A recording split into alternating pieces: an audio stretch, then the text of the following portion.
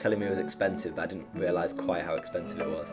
Did you feel safe? What would you say to people that are doing the full Central America? Oh, if you're waiting for your friends to join you on like a trip like that, you're going to be waiting years. You're going to be waiting forever, basically.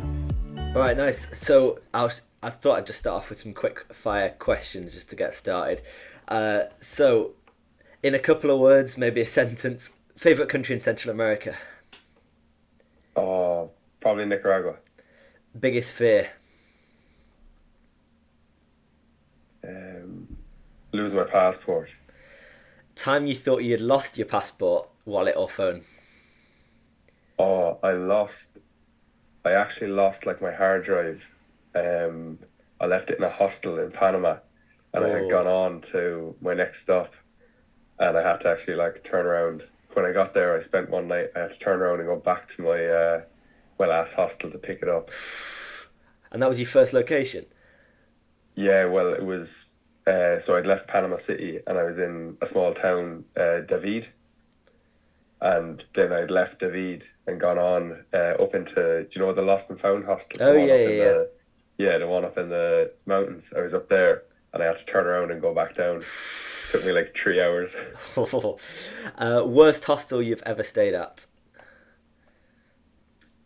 Oh, there was one in Oaxaca City, and it wasn't terrible, but the people that were working there were basically using it as like a party spot, and it wasn't like advertised as like a party hostel, and it wasn't a bar or anything. They were all just like drinking and smoking weed and blaring music until like 3 in the morning. That's not ideal. One thing you couldn't live without in Central America?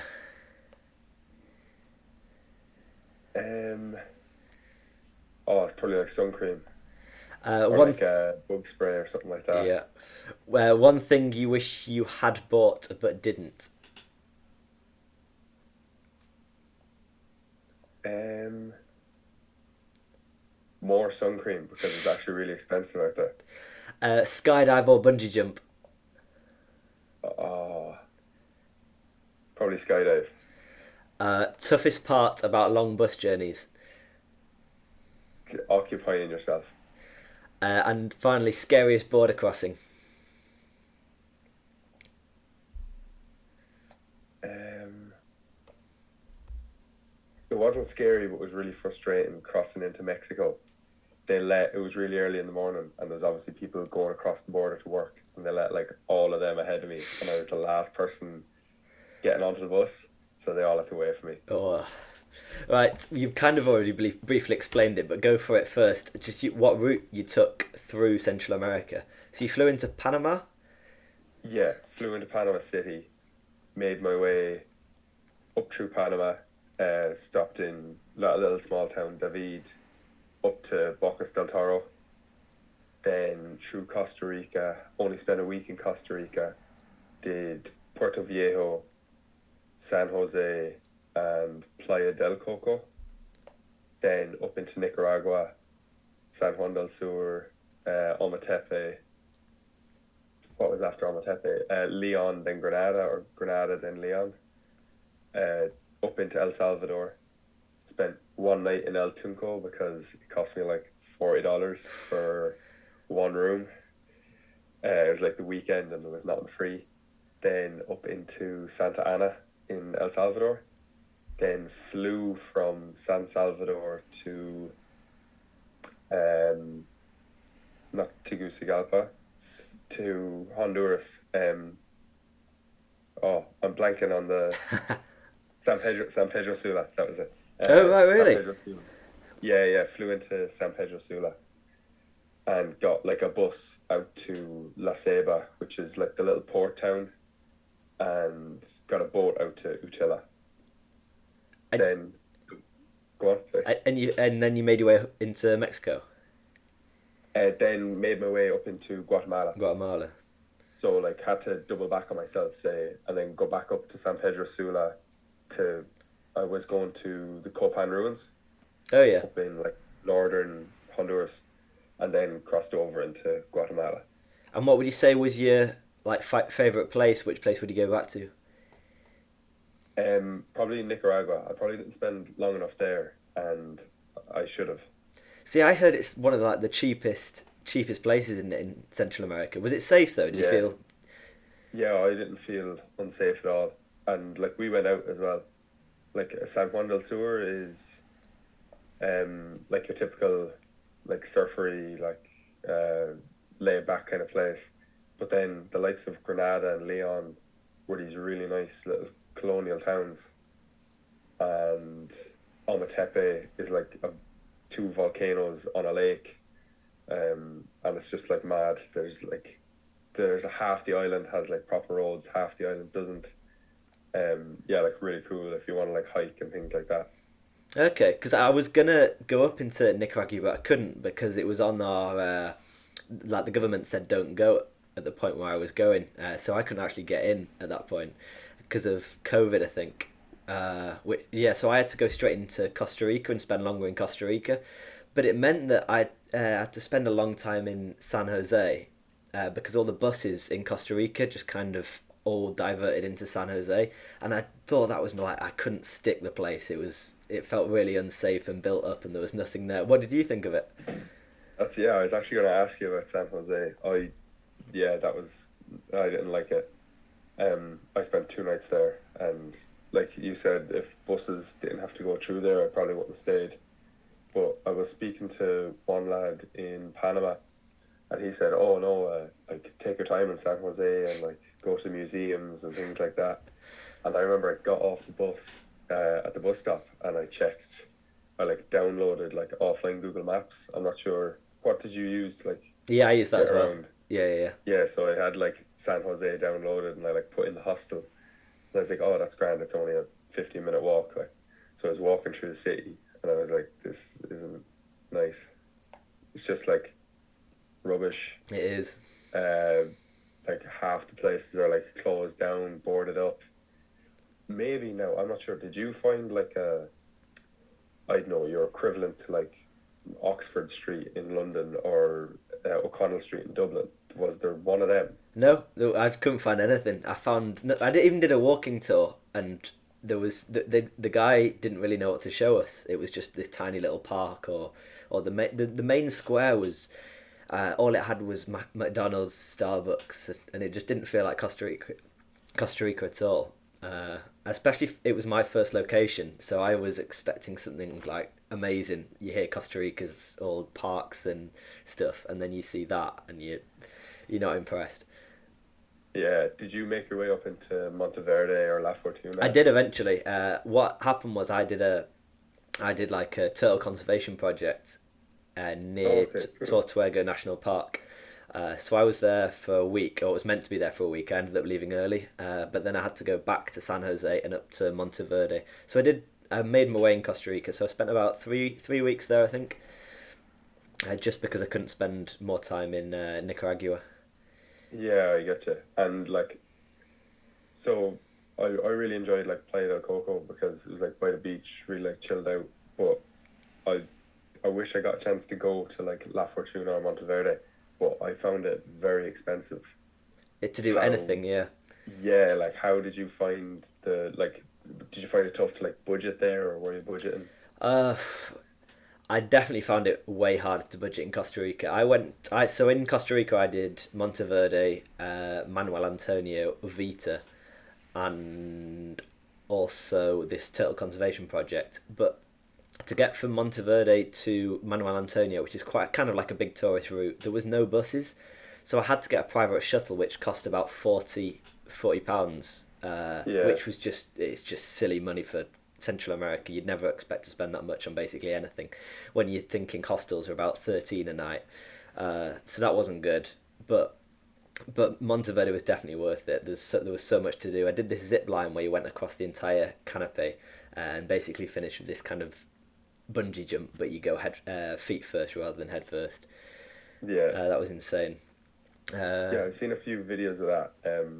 But like I just yeah, I had to get through it because mm, the price of it was just I found it like way too expensive. it was silly money, and I eventually got out and went into Panama pretty quickly. The issue was I booked my hostels too far in advance. That I would have had to cancel them and just lost the money.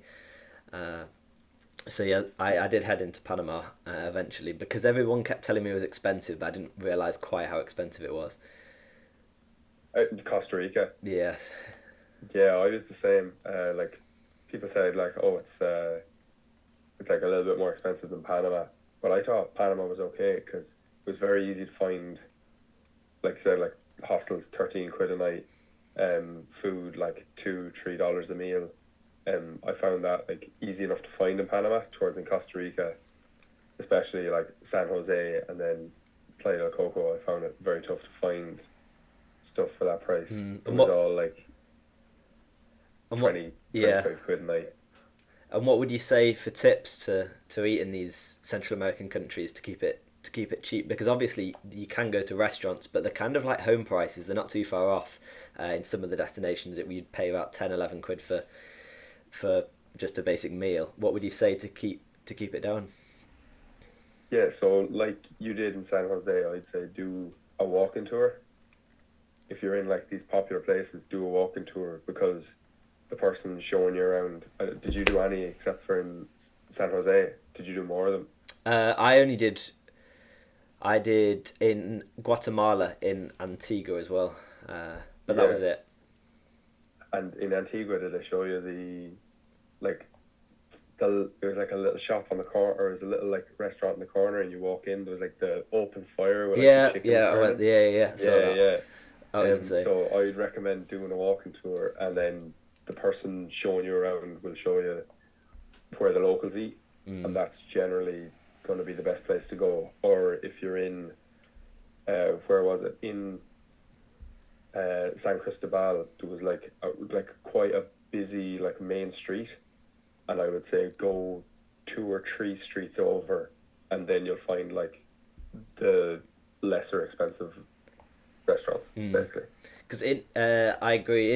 I think that was mainly in Mexico for me. I saw that I did the Yucatan, so I went to Tulum, Playa del Carmen, and Cancun.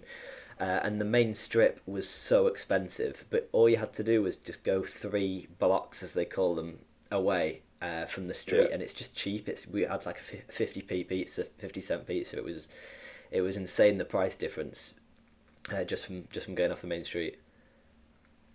Yeah, I wanted to ask you about what your opinion on that like Yucatan area was because I didn't get to go there. I had sort of two options when I was leaving Guatemala.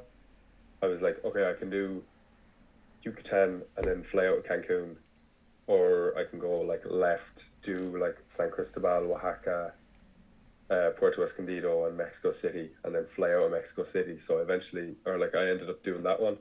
So I was gonna ask, what was your opinion on the Yucatan area? Because I've heard like mixed ones. Yeah, I've also heard mixed ones, so I didn't really know what to expect. I flew into Cancun, immediately didn't like it. It felt like it is a made up city. They built it just for tourists. What they did was the Mexican government, they chose the ideal location for a tourist resort for Americans, and that was it, based on geography, on sharks, on all different stuff, and basically just built up a tourist industry purposely for it. And you can tell so easily it's high rise. There's lots of tension between the locals and the tourists, especially at the time I went at Easter. So I headed down to Tulum, to Playa del Carmen pretty quickly. But even there, it was what I'd expect an American. I've never been to the US, but it's what I'd expect an American kind of like holiday retreat to be. It wasn't particularly clean. It felt very touristy. There was no like locals around really. There was lots of scam taxis that weren't using proper meters. The prices by the beach and on the strip were ridiculously high compared to the rest of Mexico, and especially Yeah, found that when I went inland I did the Wonder of the World, the Chichen Itza, and you stop off at a little colonial town on the way, and that was insane. Like that was completely different from Cancun and Tulum. yeah, The difference is mad, and we only drove about 2 hours. yeah. Because when people like describe like Playa del Carmen or Cancun, like I was just thinking it's completely different to like the little town that you were in. Like you get to into like San Cristobal, and there's very few two-story buildings. Yeah. Majority of them are like bungalows. Like there's no real like high rise buildings or anything like that. I only started to see them in there's a few in like Puerto Escondido, and but I imagine that's similar. They're like big apartment blocks for people to stay in, Mm. and then obviously in Mexico City as well. But yeah, other than that, like in the smaller colonial towns, you don't see that sort of stuff. No, you don't do. All it is just low rise. I especially found that in Belize when we crossed the border, because we finished in Bacalar in Mexico, which is a little. It's the up and coming Tulum, but we crossed the Yeah, border, and there were these little huts on the side of the road, and it looked like you'd just gone come into a completely different part of the world, not just crossed an imaginary border into Belize. It was the difference is insane between those two countries. I think. um, you got a bus from San Jose to Panama City. Yes, that How was. long was that? I think it took 21 hours. Yeah, that Oh my, was it. That was a shocker because I booked my flight back before I left for Central America from Panama City, and I spent longer in Costa Rica than I'd thought. So I didn't have time, and it was the Easter weekend, and that's one thing I'd say. If you go at the Easter weekend, everything shuts down. You didn't go at that time, did you? no, I was out there. I was in Guatemala, um, but I found that uh, everything is so much more expensive. Like we ended up staying in Antigua a few times because we were kind of going up and down through the country, or we kind of doubled back on ourselves. Um, so when we left Guatemala, we knew that Easter weekend we were gonna, or when we left Antigua, we knew that Easter weekend we were gonna end up back there. So the hostel that we left was like all these tents inside. I'm not sure where you stayed in Antigua now, but this one was called La Gaceta, and they had all these tents inside, and it was basically like having a double bed. It was class. I really enjoyed it, and it was cheap as well. So when we were leaving, we booked in. There was like six of us together at that time. We all said, "Can we book like six people in for the Friday, Saturday, and Sunday of Easter weekend?" Yeah, no problem. And then they gave us a price, and we were like, "Perfect," and we left. And then when we came back, they were like, "Oh no, we can't give you that price because it's Easter. Everything's more expensive." And we were like, "Ah, come on! Like you can't agree on a price and then just like change it." So we like met like halfway, but we ended up paying like way more than we were meant to. Plus, one of the girls ended up sleeping on a couch because they didn't have a tent for her. That is rough. Yeah, yeah. It was So really like So if you're gonna go, obviously, if you're traveling, it's the perfect time to travel Central America, isn't it? Between January and early summer, because you yeah, avoid the rainy season. What would you say to avoid that situation? Book so far in advance just for that weekend.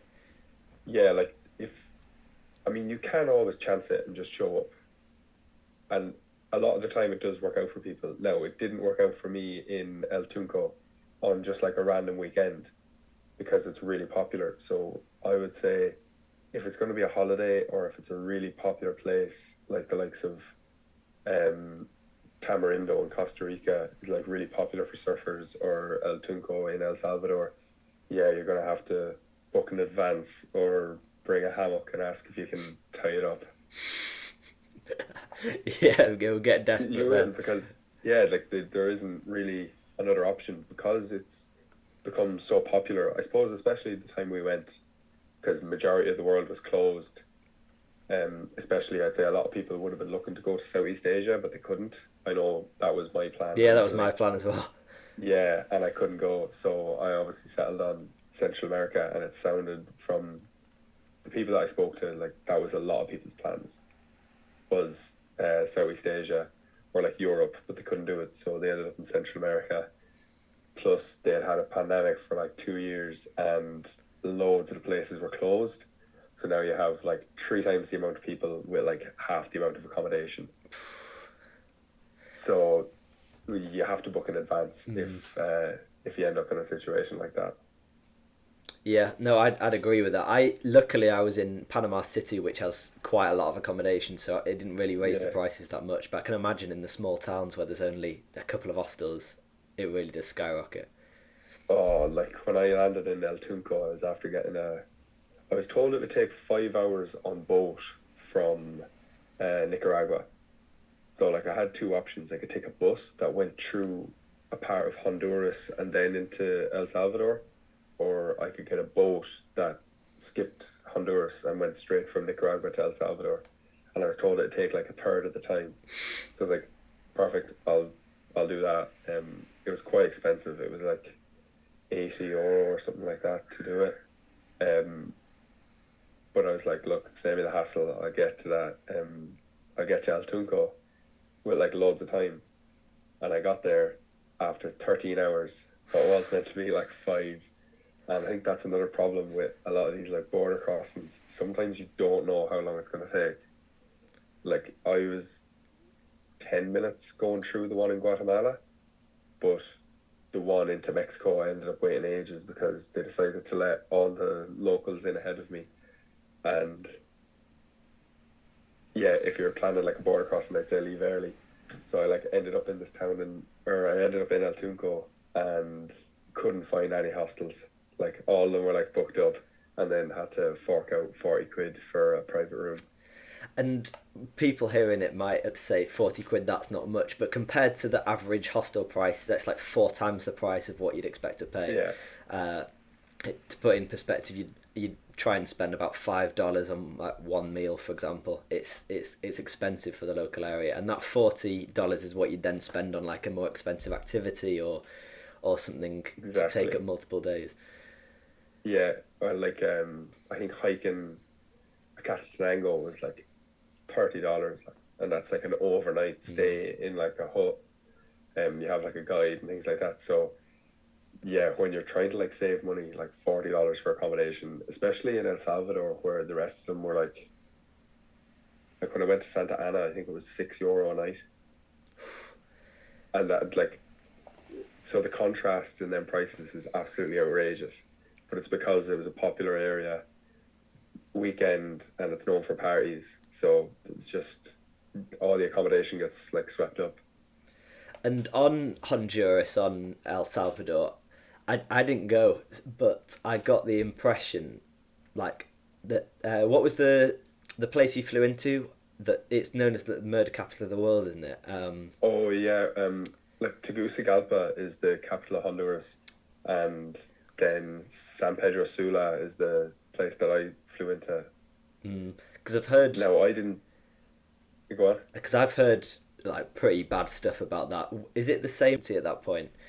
Because they had the highest number of murders in a day or something. But that's the only impression you really hear about these countries. Did you say you went to the Copan ruins as well, and did you feel pretty safe there? Because that's a touristy spot, isn't it? Yeah, like Copan was perfect. That the so I was in El Salvador the week before that happened, and I was then in Honduras when that happened. Um, the government decided to crack down on gang violence, and basically the gangs in retaliation were like trying to show the government that they can't control them.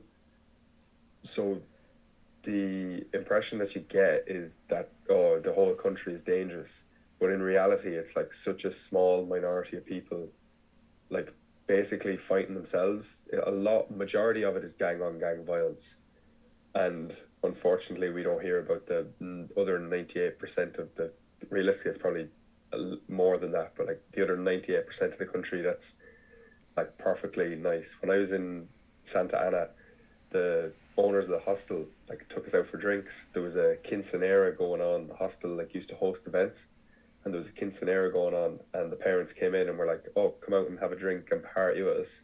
And then they brought us to like their local pub afterwards. When we were in Honduras, we were in this German bar. So there's a German guy staying in our hostel, and he wanted to go to it. So we were like, "Yeah, we'll go." Got chatting to like a group of like 10. They were about 19, 20 year olds, and afterwards they were like, "Oh, do you want to come to like a late night bar?" And they gave us a lift and everything. So you don't hear about Mm. the really like the genuine nice people in these countries. The impression you get on the media is gang violence and murder capital of the world, when in reality that's like such a tiny proportion of what's going on in the country. And did that influence make you? Obviously, we'll talk about solo traveling in a bit. But did that put your guard up even more? Did you take any precautions being in those two countries? I suppose not being out aimlessly at night. Mm. So like if you need to go somewhere in the evening, or if you need to go somewhere when it's dark and lay out, go with someone. Um, I put it as like I I don't know Dublin. Like I'm not from Dublin. I don't know Dublin like the back of my hand. So for me to stroll around Dublin at 3 o'clock in the morning drunk would be a very stupid thing to do because I don't know where I'm going. Mm. But if I was on a night out in my hometown and it was 3 o'clock in the morning and I was after having 5, 6 pints, I have no problem walking home because I know exactly where I'm going. I know where not to go, or so yeah, I treat it as if I was in Dublin. Like, Mm. is am I putting myself in danger by making this decision? And if you think you are, maybe take a step back and don't do it. Yeah, very similar for me on that one. Uh, do you have any kind of hostel recommendations? Places. Obviously, there's quite a lot of hostels in some of these places, but are there any that really stuck out that you'd go back to maybe just for how good the hostel was? I know you said Lost and Found. Did you enjoy that? Yeah, I thought that was really good. If you are staying, oh, excuse me, if you are staying there, I'd actually give yourself like 3, 4 days because there is actually a lot to do. Like if you go on like one hike there, chances are it's going to take the day. Like, I'm not sure. Did you I stay didn't there? stay there. I didn't stay there. No. So if you're going on a hike, there's like 15 kilometer like loop you can do, like up through the jungle. So that's basically a day out of your stay. There's a really nice canyon that you can go to as well. And we went on a weekend, and all the locals were like they had barbecues down like on the canyon, and they were cooking up barbecues. We were swimming and things like that. That's really nice. And then there's really nice little towns all around it, so you can just take the day, go for a wander. As well as that, the hostel was really nice and clean, but it was basic. In Santa Ana, it was called Villa El Campanario, but the two guys working there, Jorge and his brother, were just like the soundest lads ever. Like they were so nice. So I would go back, um, literally just to spend time with them. I think. What about yourself? In For hostels, I was generally like really impressed. I thought overall the cleanliness was pretty good. I tried not to go for it's Yeah, Selena, isn't it? The main hostel chain. yeah, I that's a big tried one. Yeah, I tried to avoid them just because it was a chain. Though in San Jose, I started staying in about four hostels in San Jose because I just wasn't happy in any of yeah, them. But I stayed in it in San Jose. But apart from that, in Manuel Antonio, I had a great one. It was called Vista Serena, which had an insane view of the sunset on the Pacific coast of Costa Rica. And the guy okay, running that was good. He arranged like little football matches with the locals, and it was only a short bus ride up from the beach. Um, in Guatemala, in Antigua, I stayed in another hostel. I can't remember the name of it. It organised it was around the corner from Tropicana, which is like the big party hostel, which yeah, arranges the Acatenango volcano treks. But I just found it really peaceful. I'll stick a text on the screen. It was it was the perfect hostel to stay in to do Acatenango because it wasn't loud in the evenings yet there was a pub crawl where you could go out if you wanted to and meet other people with massive yeah. I bathrooms, get you. and it was pods as beds so you could just get your own privacy after the Acatenango hike. Oh, okay, yeah. Like, did they have like a curtain on them, Yeah, or yeah, was yeah, it like the bottom bit was cut out? Not yeah, like a that's it. curtain. did, Um, did you stay there? in no, but in Mexico, myself and Ben, so one of my friends flew out and met me in Guatemala. So when we were in Mexico, we stayed in Puerto Escondido, and it was called Tower Bridge, and that had like really nice bunk beds. It Mm. had a little curtain and then a shelf with like a charging station. So literally all your stuff could just be left like right beside you when you're sleeping.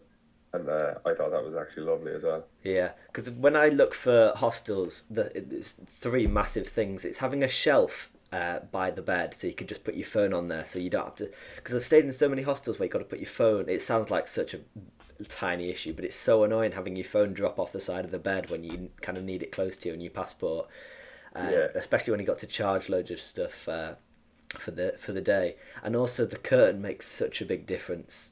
It feels like you've got your own kind of mini room. Loads of them don't have that curtain, and you feel like you're just sleeping with three random people that you've spent, well, like 2 minutes with before you go to bed. yeah. Or like you have to like hang your towel over the edge, Yeah. like block out the light. Yeah, I've done that a few times as well. Oh, yeah, yeah. yeah. But one of the hostel I enjoyed was in Playa del Carmen. Again, I can't remember the name of it. I'll stick it on the screen. But it was a great mix of kind of sleeping and also the social life. They did stuff basically every day. Che Hostel is what it was, which is a chain of hostels down the Yucatan. They had about five or six, but Right. they were all really social and you could easily meet people. It was they were a really good chain of hostels. And did you stay in Lanquin in Guatemala to do the smoke champagne? No, I didn't do so much champagne. Would you recommend that? Okay, right. Yeah, no, I did. I was wondering what hostel you stayed in because we stayed in two, and one was about 10 minutes away from the like I don't know what you call it the pools I Mm. guess from Smoke Champagne itself, and but it was in the middle of nowhere. So if you wanted to get into town, you had to like stand out on the road and just like wave someone down to like give you a lift. But they all charge you because they know well, like they know what you're doing, so they all charge you for the lift. Um, but then you're forced to like eat there, and then if you stay in Lankeen, that's fine. You can like stay in the town. So we stayed in a place called Vista Verde, but there's another one called Zephyr Lodge. I don't know if you've heard of Has it that. got a swimming pool? The big infinity, yeah, yeah, the like infinity I've pool off seen a the video of edge. that. Yeah, yeah. So we were across. We were like we could see that from our hostel. So we went over there for like dinner one night. But they actually like charge you if you want to use the pool. Today. Yeah, yeah, I've heard people go in there because it's all on tab at the end, so you just say, "Oh, charge it to the tab, charge it to the tab." I think if you stay in there, people had like hundreds and hundreds of dollars tab by the end of it, just from getting smashed and buying free drinks for the people and stuff. yeah. That's it. You think it's free until you Yeah, get to the end. till you've actually got That to was pay. actually the same in the Lost and Found hostel. Was that it's on a tab, but they don't have like a massive bar or anything like that. It's like they have this little like snug room and they have beers. So it was actually, that was actually okay. Mm. And But I can imagine. would you recommend so much champagne? Because it's quite Oh, out the way, definitely, isn't it? yeah. It is a bit out the way, but it's good if you're so if you're going from Antigua to Tikal, um, it's a good spot to like stop off. It's worth the 2 3 day stay, I think. So we were actually going up. It was my like 21st birthday when we were going up Oh there, wow. and my 21st was actually on like the bus ride. So we stopped off in the bus always stops in McDonald's. So we stopped on the way there and on the way back. We stopped in this like McDonald's, and the girls got like told the women that it was my birthday, and they came out and started singing "Feliz Cumpleaños" Oh wow. with a little apple pie, and it was the most embarrassing happy birthday I've ever received. I look, they took a video, and I was just so awkward in it. I don't know what to do. I don't know where to look. Have you still got the But then, video? no, yeah, Might be requesting that one. yeah. And then the next day we did the smoke champagne, so it was actually like really cool. That's how I spent my birthday. So what I wanted to kind of before we move on to kind of like the solo traveling aspect of it, I was going to ask basically budget and traveling. So what did you kind of stick to a budget? How did you stick to a budget, and what did you plan to give yourself for each kind of day? Um, so I found it tough to like stick to like a daily budget. So I went more around like the monthly budget, and I was aiming for like between 11 to 15,000 um a month, just because I knew that Panama and Costa Rica were going to be a little bit more expensive, and then it would get cheaper. So I feel like that kind of evened it out over, say, my 5 months. Um, Doing a daily budget was really tough because some days, you're just in the hostel, free walking tour, food, and that's it. But other days, like I did scuba diving, so that was like 300. So doing a daily budget for that week was really tough. As well as that, if you're doing like long bus journeys, especially if you take shuttle companies, that's another thing that kind of bumps up your daily budget. So I found that a monthly budget was a little bit more realistic for my situation. And did he stick to it? Did you spend more than you thought? Did you spend kind of what you thought you would? Yeah, I spent kind of what I thought I was going to. I sold my car while I was away as well. Um, I asked my parents to sell it for me, so that allowed me to stay out a little bit longer as well. I think in total for the 5 months it was 6,500. That's pretty So good. I went like a little bit over. But again, I didn't hold back on doing anything. Like I basically did everything I wanted. Um, I went out a bit more than I probably should have. I don't know if you found that a lot of the socializing when I was out was meeting people at other hostels for drinks, or like for some reason that seems to be the social scene when you're traveling is a few drinks. Yeah, definitely. Having done quite a lot of travelling in Europe, it's all the bar crawls they set up, which bring multiple hostels together, and then it kind of works Yeah, from there, doesn't it? Yeah, no, I spent pretty similar. You went for double the length of me. I did 2 months, so I spent I think about $2,500, $3,000, yeah, which considering we both spent kind of the same amount on the flight there is pretty similar. It was the one issue which cost me, I think it was about $200. I crashed a moped in Mexico, so and they charged me way more than they should have, but I didn't take insurance, so I had to kind of just shell out with that. So if I took that yeah, away, I think I was aiming for about $40, $50 a day ish. But again, I think you may as well just go and enjoy it rather than go and be so tight with your budget. I went with two people who were very tight, and it didn't spoil it for them, but it made it more of a stress than it's worth. I know they had everyone goes with a budget. Some you can travel with basically nothing, and obviously then it's tighter. But I feel I feel if you put too much worry and stress on it, it kind of just does ruin the whole thing. yeah. I understand that. Yeah, I suppose it really depends. Like, are you going for like are you trying to make your money last as long as possible, or do you know when you're going to come home, and do you know that you're coming back to a job and different things like that? So I suppose, yeah, trying to find people that are in like the same mind Mm, frame as you is probably, if you're going out on your own, that's probably the best thing to do. If you do end up traveling with people, you have to kind of think, right, are they just here for 8 weeks, or are they on like a 6 week holiday and then they're going back to their full-time jobs? Like, do they have way more money to like blow than me? Or geez, I actually have quite a bit of money, and these people are being extremely like frugal and like disciplined with their money towards. I kind of want to just have fun, so that's a little bit of a toss up, and it's it's tough to it's find. really difficult one that, Yeah, very it's tough difficult. to find maybe like a middle ground or like a common ground. Um, yeah, how did you find that? See what I'd say from that for doing quite a bit of solo traveling is if finding people you're in your kind of age group usually works. If you find so I'm 22 now. I was 21 when I was there. I was kind of a university student, and if you find other people who are kind of just going to university, just left university, having a gap year, everyone's kind of got the same budget in that range.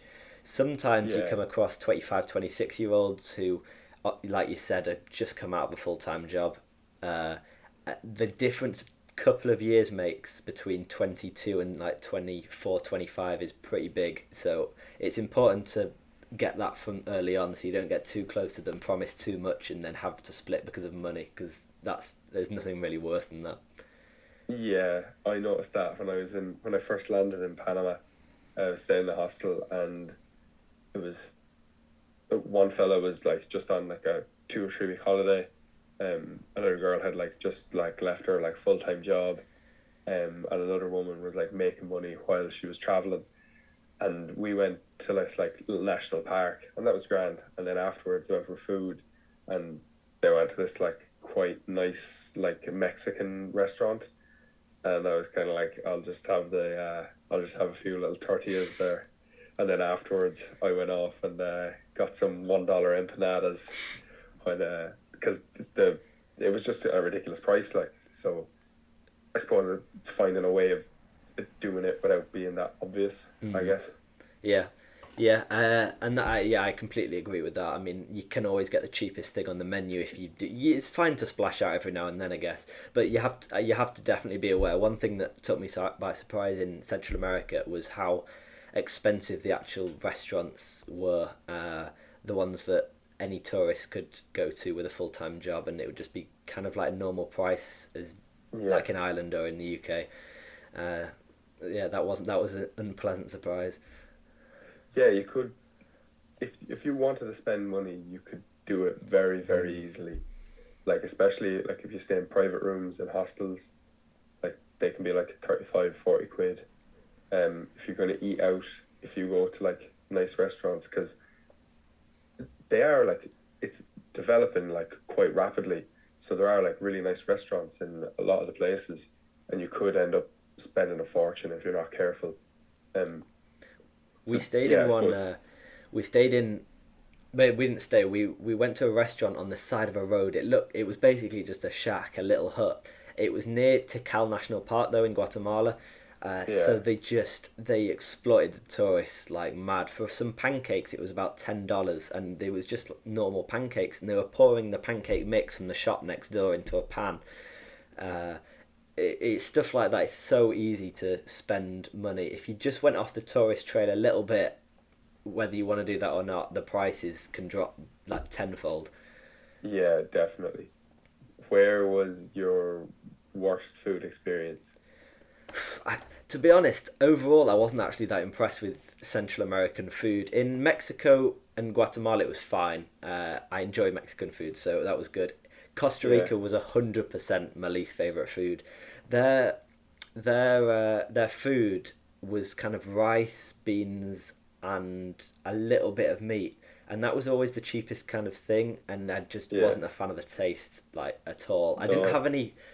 Well, I did get food poisoning once, but it was mainly just the bland food for 3 weeks in Costa Rica that forced me to go to burger places and pizza places and just get American food again, which is like yeah, I triple the get you. price. But to answer that worst food experience question, in Antigua, we went to this little street market, which was really cheap, but they had a vegetable issue that day. Clearly, some lettuce or tomatoes on our food or in our food. They didn't wash them or wash them in contaminated water, so we all got Yeah, food poisoning for about a week in Antigua. So I just wouldn't recommend eating fruit and vegetables and stuff that needs to be washed from street places. It's just not worth it. It really isn't. yeah. If it is, it can't be like fresh. It needs to be like cooked. Mm, Yeah, I agree with that. Because in oh well, it wasn't actually vegetables. It was definitely the meat. When we were in El Paradon in Guatemala, we went. So there was one place that we went to like most nights. It was really good and it was really cheap. Um, but that was closed one day. So there was this like a little shack on the side of the road. It was like plastic garden furniture as like the seats and stuff. And then we walked in and we were like, oh, like table 4. She was like, yeah, that's grand. And then she dropped like a bit of beef on the ground. And the ground was just like, it was like that, like sandy kind of dust. She picked it up and put it in the sink. And then when we sat down, we were like, is she gonna cook that? And I'd say we had maybe like half of our sandwiches, and we were like, yeah, let's go. That was the worst. And one of Ben, I don't think Ben felt too good after that, mm. Yeah, and that was probably the worst. because you could pass it over and people but from our perspective back home, it's like, oh, it'd be fine. It's just a bit of stomachache or whatever. There's nothing worse than having food poisoning in a hostel. There's nothing worse having a Horrible. shared toilet and not being able to move when all this stuff is outside you want to go and see.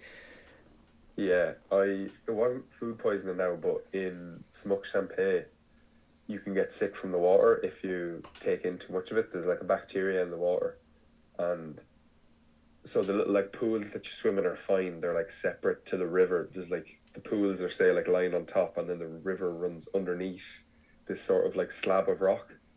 And but after we did like all the caving and pools and tubing and stuff, we went back up to this like waterfall and jumped off that. And the next day, I was so sick.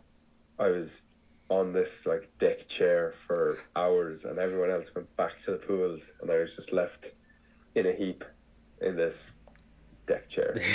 And just got not a lot you can do about it, is there? Oh, you can't move. Like you're just like trying to take in as much water as possible, and like because you can't eat, and then you're just like getting sick every 10, 15 minutes. It's not fun. So we say eat cheap. It is ways to eat cheap, but you've also got to be very careful with what you actually do eat. Yeah, I would say picking where, seeing where the locals eat is probably the best. It's probably the best telltale for like a good restaurant. Like if you're walking down the road and a place is packed full of local people, that's generally your best bet. And then, so moving on to kind of transport, did you always, obviously there's no trains in Central America, so that is just completely out the window from the start. Yeah, Do you, did you just kind of take buses mainly, or you said you took one flight? yeah. So I did mainly like local buses. I did in. I took one flight from San Salvador to San Pedro Sula because it was $50, a $50 flight, and the length of time it would have taken us to get to basically like the other side of Honduras from where we were. We figured between stopping off for accommodation, food, transport, let's say it would have been basically the same price. So that's why we decided to take the flight. We took two shuttles in, two or three shuttles in Guatemala because I noticed in Guatemala that the shuttles and the public buses are very similar if you're going long distance because the public buses are actually owned by like private companies. Like that we were in Lake Atitlan and we needed to get up to Guatemala City and then back out to El Paradon. So we went to like the public buses and your man was like trying to tell us a more expensive price. He was like, "Oh, it's what did he say?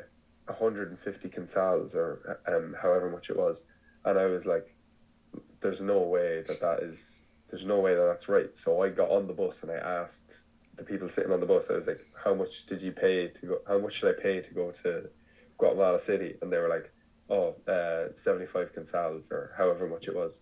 And then I got off the bus and I was just like 75, and he was like, "Oh, okay, yeah." So Yeah. he, like, I don't know if he was gonna pocket that or what the story was, I think but that there's they were quite a like lot. trying to do us out of money. It was silly the difference between the kind of, they called it the foreigner price and the local price, and this is kind of explicit on so many of the tourist walls. It just said foreigner versus, which I understand they want to get more money from us, but by making it so explicit, you question it. But then you also question it when you hear that, like stories like that. They're trying to Yeah, rip you off.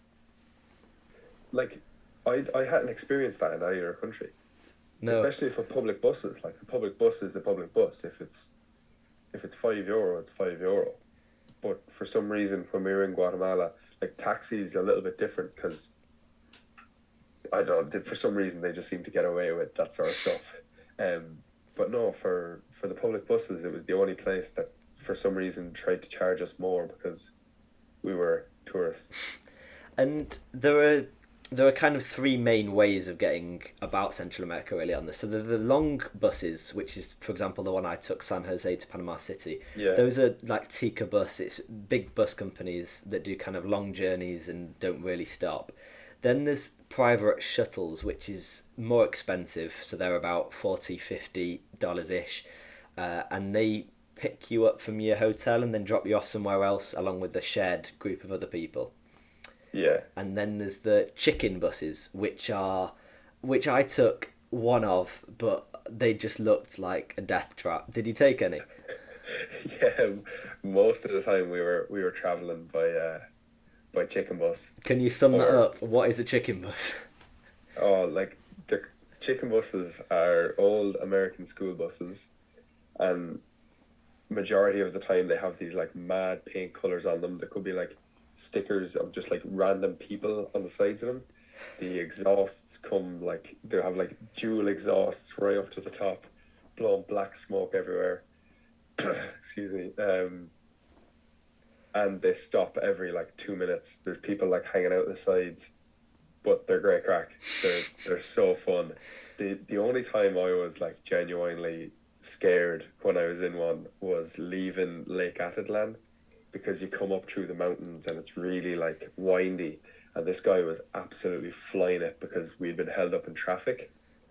And then Millie or Nettie turned around in the middle of it all and goes, "Did you know that 5% of these drive off the edge?" And I was like, "You couldn't wait until we were like at the end, no?" She's like, and but yeah, other than that, they are really good. I was going to mention exactly that because we did like local homestay in Guatemala, and we were walking up the hill of Lake Atitlan in this tiny little town, and this chicken bus, like you said, roaring around these corners, and Yeah, they're old American school buses, so they're pretty long things really long. Yeah, down these tiny roads, and no seatbelts, just like wooden benches with a little bit of cushion on them. and how much would you expect to pay for a kind of like hour journey on one of those? Um, oh, in Nicaragua, it was so cheap. It could have been like, I think to get from the border to the turn off for San Juan del Sur was like €1, and I was on it for maybe like 45 minutes. So So maybe like 150 for an hour or something along those lines. So if you're tight on budget, that is your method of transport. But would you Oh go yeah, on it? they're Would you go on it solo? Would you be comfortable doing that? oh yeah, like up until Guatemala, I was basically on my own, so I was doing all the trips solo. You don't. People say that you need a really good level of Spanish to get on them, but I don't agree with that. That's what turned me off them at the start. So when I was in Panama, I was like walking or taking an Uber because I heard that those buses, like, you need to be really good at Spanish. But if you tell the driver where you're getting off, 9 times out of 10 he'll like point at you and be like, "Amigo, this is where you're getting off," like, and you're like, "Oh, cheers," because like you sometimes you don't know where you're getting off. All you know is the name of the place. Like, you Mm. don't actually know where you are. Um, so that was the case when I was going up to the Lost and Found hostel. He was like, "Oh, amigo, you're out here," and I was like, "Sound." Yeah, because a lot of people you can kind of over plan your trip, can't you? And you can overdo it. A lot of it is just leaving it to like the bus drivers know what they're doing. Most people want to help you out. Leave it to fate just to sort itself out. You can't Yeah, if you're gonna bus hop. You can do it. It's but you just can't over plan it. You just got to let people guide you and make the decisions for you. yeah, I agree with that. Or a lot of the times when you're in a hostel, you'll meet someone who's traveling to the same place next. So you could be like, "Oh, do you want to do the trip together?" So that means that if one of us ends up in bother, I mean, we're rowing it together. Yeah. If both of us get stuck in the side of the road at 10 o'clock at night in Nicaragua, so be it. At least there's two of us there and not one of us. Mm. And that brings nicely onto kind of the solo aspect of it. Obviously, we were solo in terms of we didn't know anybody there for quite lot of the time. But you meet people so easily, don't you? What would you say to people who, I don't know, they're always waiting on friends to join them, but they never actually turn up, so you just kind of got to go alone? What would you say to those people? Oh, if you're waiting for your friends to join you on like a trip like that, you're going to be waiting years. You're going to be waiting forever, basically. What you need to do is book it and then say, "I have booked X flight for such a date, and if you want to come, that would be great, but I'm going regardless. And I think that's how, because then they're going to be like, oh, I actually really want to do that, so I may actually book it, or they're going to be like, oh, I don't really want to do it, and that saves you wasting the next 6 months, humming and hawing. Are they going to come? Are they not? I really want to go, because in my experience, the only time you're truly alone is if you decide to go on a bus journey by yourself. Because if you get to a hostel and you sign up for the daily activity, or you get put in a six-man dorm, there's going to be somebody else there that you start talking to. Yeah, 100%. So, how were you feeling before your flight out to Panama?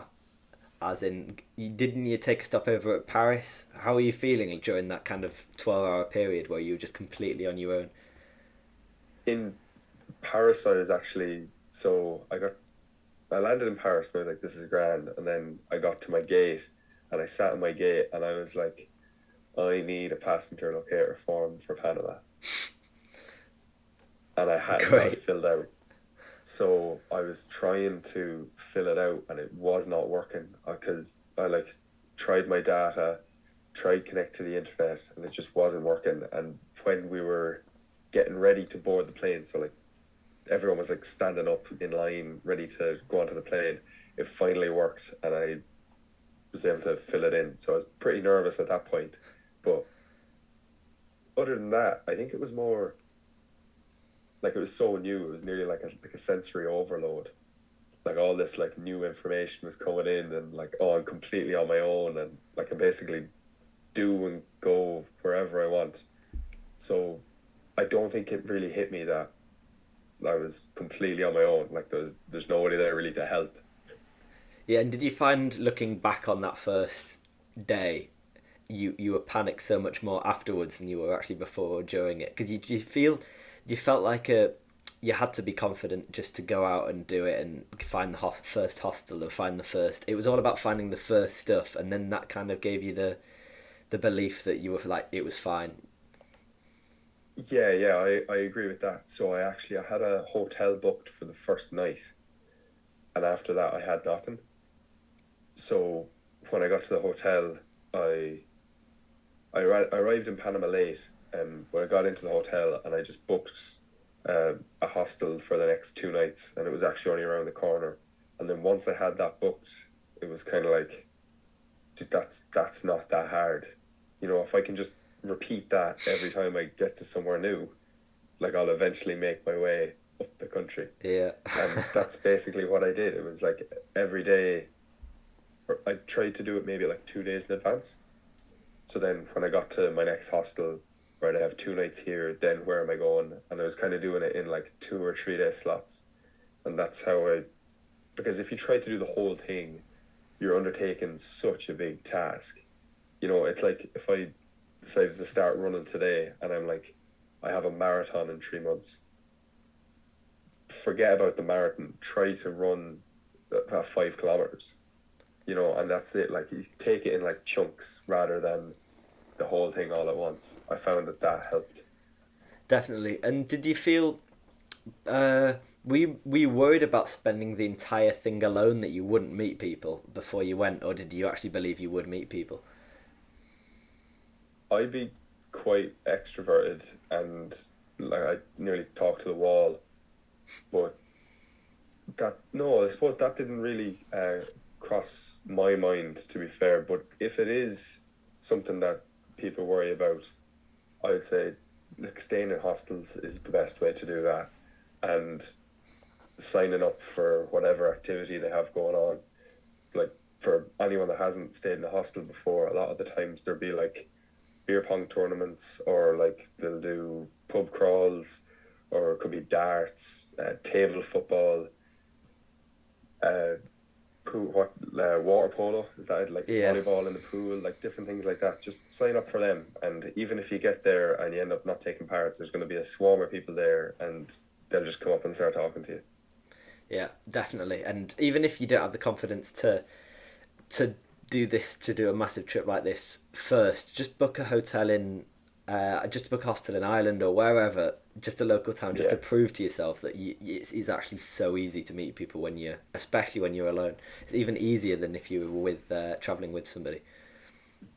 Yeah, I agree with that because if, let's say, if me and you decided to go to Berlin for the weekend, chances are, if I wanted to say something, I'd just turn to you and say it to you. But if I had like something on my mind or I wanted to talk about something cool, and there was nobody that I knew beside me, I just have to say it to a stranger. And the chances are that they also want to say the same thing as well, and you end up doing something for the next week. Yeah, exactly. Yeah, And like you'd be surprised how easily people will talk to you. Like it doesn't take a whole lot of communication for them nearly to just like tell their entire life story.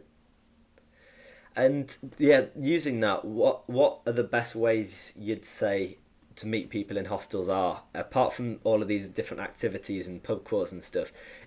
Do you find it easy to talk to people in the rooms? Do you find booking on kind of like day trips is also a way?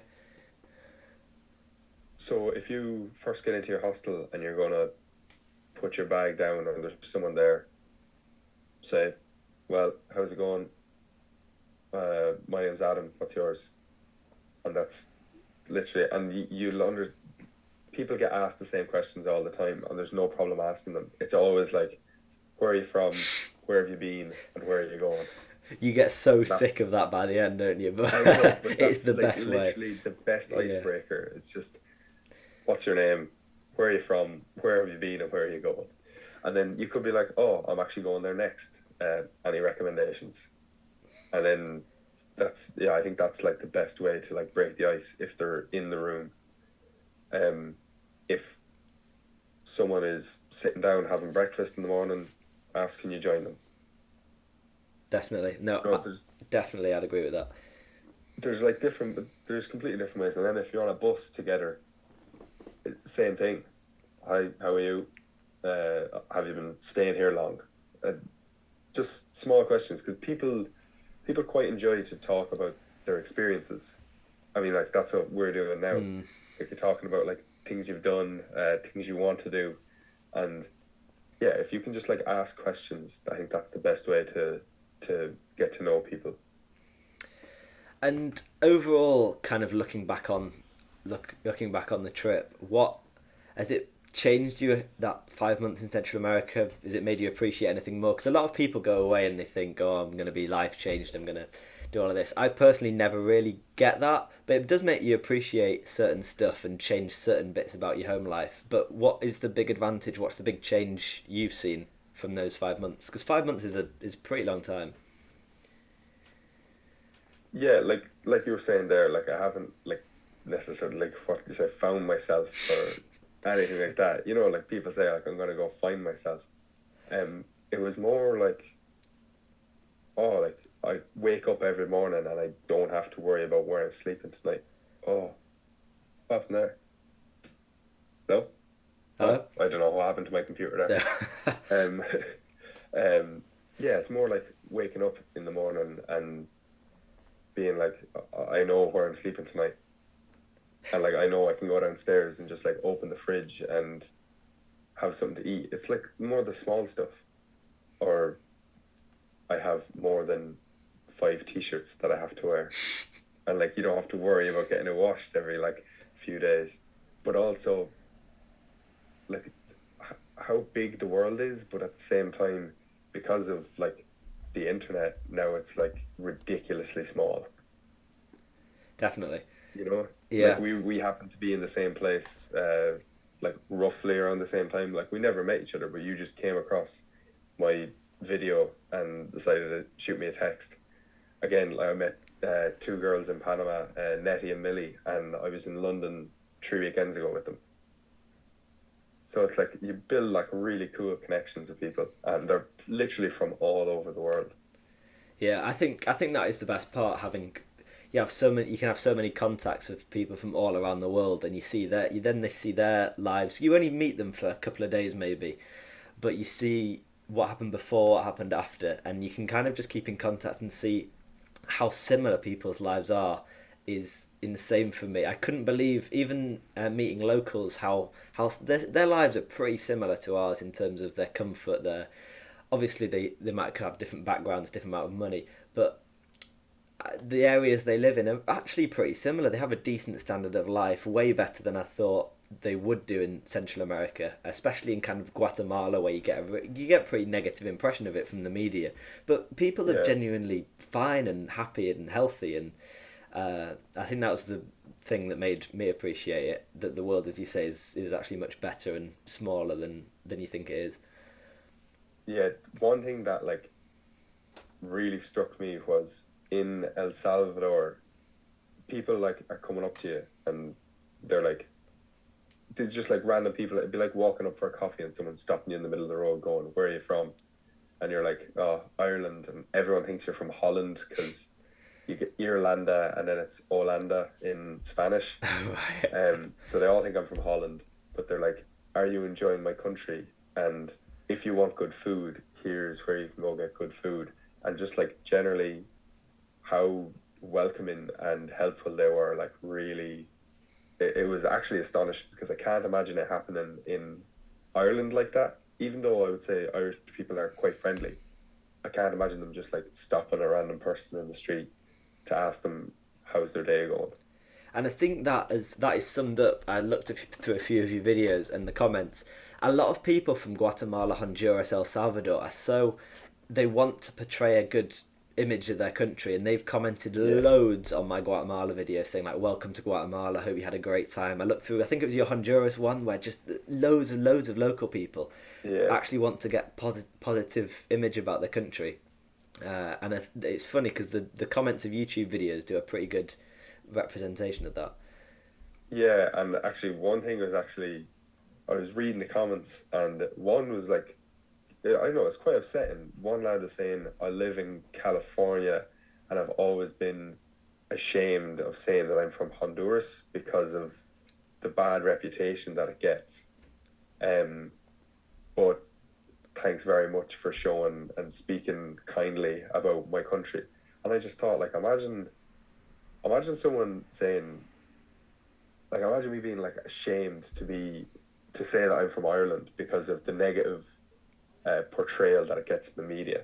Like, I can't imagine what that's like. Yeah, I know, and I think that was probably a really good thing to end on. That the places that you do travel to in Central America don't get a good rap, but it is actually genuinely the people there are pretty lovely. Mainly, like 98% of people, as you were saying before, are just perfectly fine. You never come across. Did you have any? Yeah. Did you have any like bad experiences? No, No, I didn't either. genuinely none. No. Um, I got offered oral sex in a Guatemalan bathroom by a man, but that was the only weird thing that happened. So it's not actually that much of a terrible thing, is it? Seeing as what you hear. Oh dear. No, no, it's a bit. The things like, look, people do get robbed and people do get like intimidated and things like that, but that can happen anywhere. I would say don't let something like that stop you from visiting these countries. And there's we've both done it solo. There's thousands and thousands of other people that have done this route where they've done it from Panama to Mexico, Mexico to Panama. Then they're completely fine. And don't let, as you say, just I wouldn't let anybody put you off it. Yeah, I agree with that 100%. Do you have anything planned for the future?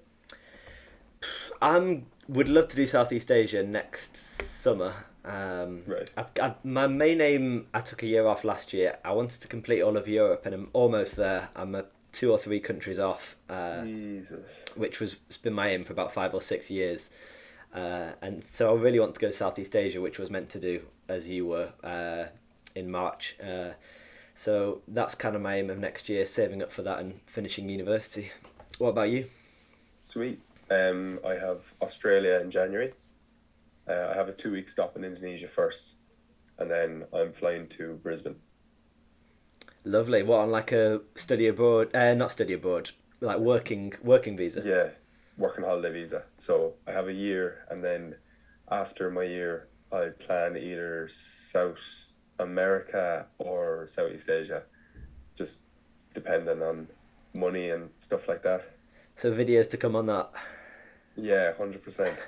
That's what I like to hear. For anyone listening, maybe like from my end, where can they like find your Instagram or YouTube, Yeah, things like that? YouTube, just Ollie Potts, OLLIE POTTS. So I've done recent videos on the kind of Arctic. I went up to the northern Norway. I've done Central America, obviously, and then way more videos from all my European adventures to come. My journey to every European country. So that should be a good series. What about you? Yeah. Yeah, I'm Duffin Adam on basically everything. DUFFIN and then Adam.